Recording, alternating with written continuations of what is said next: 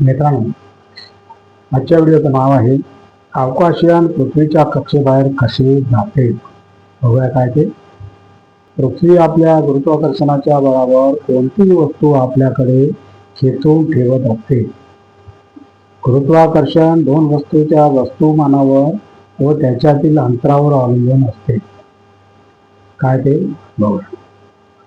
वस्तूचे वस्तुमान जेवढे अधिक तेवढे आकर्षण बलही अधिक असते. निरनिराळ्या ग्रहांचे वस्तुमान वेगवेगळे असल्यामुळे त्यांचे गुरुत्वाकर्षणही वेगवेगळे असते. तसेच दोन वस्तूंमधील अंतर जेवढे अधिक तेवढे त्याच्यातील आकर्षण क्षीण असते.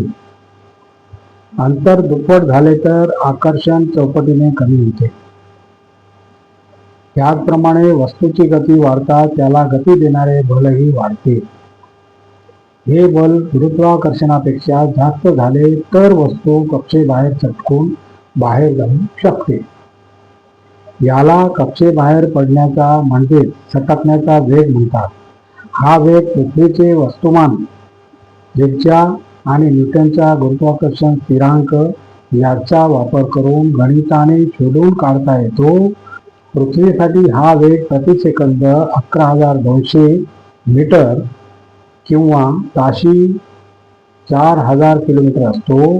पण अवकाशयान याच वेगाने जात राहत नाही. पृथ्वीचे गुरुत्वाकर्षण त्याला सतत पृथ्वीकडे खेचत राहते व त्याचा वेग कमी करत राहते. म्हणजे सटकण्याच्या वेगापेक्षा जास्त वेगाने ते सोडले तर ते पृथ्वीच्या गुरुत्वाकर्षणातून बाहेर पडल्यानंतरही बराच काळ पृथ्वीपासून दूर जात राहील. या उलट सटकण्याच्या वेगापेक्षा कमी वेगाने सोडले तर त्याचा वेग कमी होईल व ते अंतरात न जाता खाली पडेल. पृथ्वीचे गुरुत्वाकर्षण कुठपर्यंत आहे असा प्रश्न आपल्याला पडेल. अर्थातच चंद्र पृथ्वीभोवती फिरतो याचा अर्थ ते चंद्रापर्यंत आहे असे म्हणता येईल. या सर्व गोष्टींचा विचार करून अवकाशयान बाहेर पाठवले जाते. आणखी एक छोटीशी चीज आहे मित्रांनो, बघूया काय ते. त्रिची येथील अनोखे रॉक फोर्ट मंदिर. काय ते बघूया. श्रावण हा शिवभक्त व विभीषण हा विष्णुभक्त श्रीरामाच्या राज्याभिषेकाच्या वेळी विभीषणाला सन्मानपूर्वक आमंत्रण करण्यात आले. तेव्हा विभीषणाने श्रीरामाकडे त्याचे आराध्य दैवत असलेल्या विष्णूची मूर्ती मागितली. त्या प्रतिमेत शेष नागावर विष्णू विश्राम मुद्रेत विराजमान आहेत. श्रीरामाने ती मूर्ती विभीषणाला दिली आणि सांगितले की ही मूर्ती आपल्या घरी श्रीलंकेला जाण्यापर्यंत जमिनीवर ठेवू नकोस.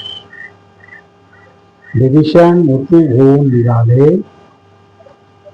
ते पाहून सर्व देवांना ती मूर्ती राक्षसांच्या राज्यात गेली तर अनर्थ होईल अशी भीती वाटू लागली.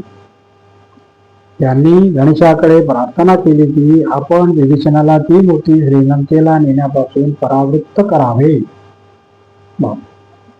कावेरी नदीच्या काठावरून विभीषणाला जाताना लघुशंकेला जाण्याची गरज भासली.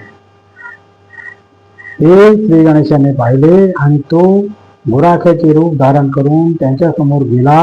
विभीषणाने आपल्या हातातील मूर्ती त्याच्या हाती दिली. गणेशाने ती मूर्ती तिथे जमिनीवर ठेवली. लघुशंकेवरून परतलेल्या विभीषणाने ते पाहिले व त्याला खूप राग आला. त्याला रागावलेले पाहून गुराखी रूपी गणेश पळू लागले. विभीषणही त्याच्या मागे पळू लागले. पळता पळता गुराखी एका डोंगराच्या टोकावर पोहोचला. मागून येणाऱ्या विभीषणाने त्याच्या डोक्यावर प्रहार करताच श्री गणेशाने आपले खरे रूप दाखवले. विभीषण त्याला साष्टांग शरण गेला. अखेरीस त्याने तिथे एक मंदिर उभारले व पिलियारची प्रार्थना केली. हे मंदिर तमिळनाडूतील त्रिची येथे एका 83 मीटर उंच डोंगरावर आहे. भारतातील हे सर्वात जुने प्राचीन मंदिर आहे. 10व्या शतकातील या मंदिरात गणेशासह शिवाची मूर्ती आहे. त्यांना अनुक्रमे पिलाइया आणि थय्युमन स्वामी या नावाने ओळखले जाते. या मंदिराला सुरुवातीला पल्लवांनी राजाश्रय दिला आणि त्याला अंतिम रूप विजयनगर काळातील मदुराईच्या नायकांनी दिले. नंतर ब्रिटिशांनी कर्नाटक युद्धादरम्यान या मंदिराभोवती किल्ला उभारला. त्यामुळे हे मंदिर डोंगर कोटावरचे देऊळ म्हणून विशेष प्रसिद्ध झाले. आजही याची तेवढीच महती आहे. हेच त्रिचीतील रॉक फोर्ट मंदिर आहे. या ठिकाणी रंगनाथाची मूर्ती ठेवली गेली. ते स्थान श्रीरंग हे अत्यंत पवित्र स्थान मानले जाते. मुख्य म्हणजे ही मूर्ती दक्षिणाभिमुखी असल्यामुळे भक्त विभीषण ती रोज बघू शकतो.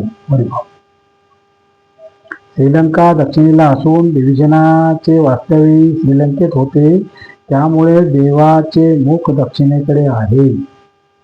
आणि अशा प्रकारे मित्रांनो आजचा आपला व्हिडिओ संपलेला आहे. तुम्हाला जर माझा व्हिडिओ आवडला तर लाईक करा, शेअर करा, सबस्क्राईब करा आणि कॉमेंट जरूर करा. नमस्कार. जय हिंद.